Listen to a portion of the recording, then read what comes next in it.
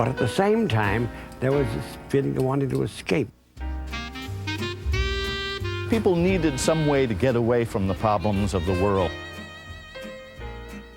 They could go to the movies for a very low price. They could go to the beach. Chicago had a great advantage over other cities. Have a beach in the heart of town, along Michigan Boulevard. Outer Drive is a lake. Very few cities have that. But there was something else.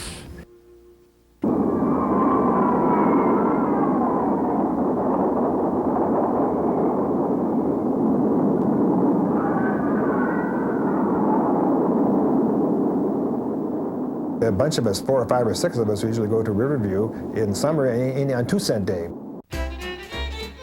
And when the streetcar stopped in front of the Riverview entrance, it was just a flood of people coming out.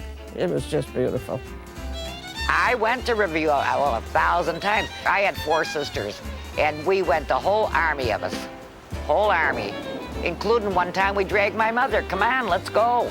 Riverview at one time was called the world's largest amusement park, and it was situated in Belmont and Western Avenue. I owned the Ferris Wheel at Riverview for 27 years, from 1930 until 1957.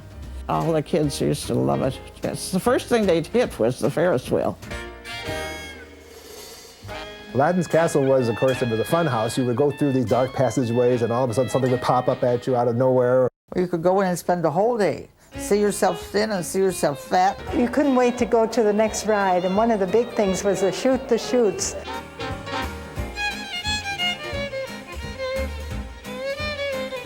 If you were unlucky and you were in the front row, you got soaked. You didn't get soaking wet, but you got a lot of spray. It was exciting.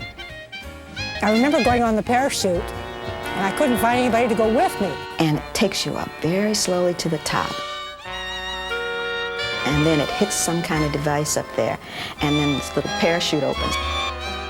And you just sort of floated down. Scary, but it was fun. It was a good ride.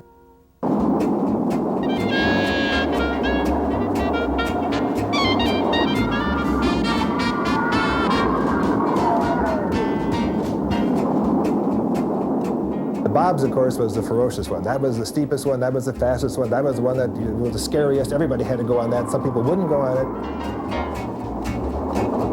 The back seat of the Bob's was always the greatest because as you went over the hill, it just threw you against the safety bar, and it really whipped you around beautifully.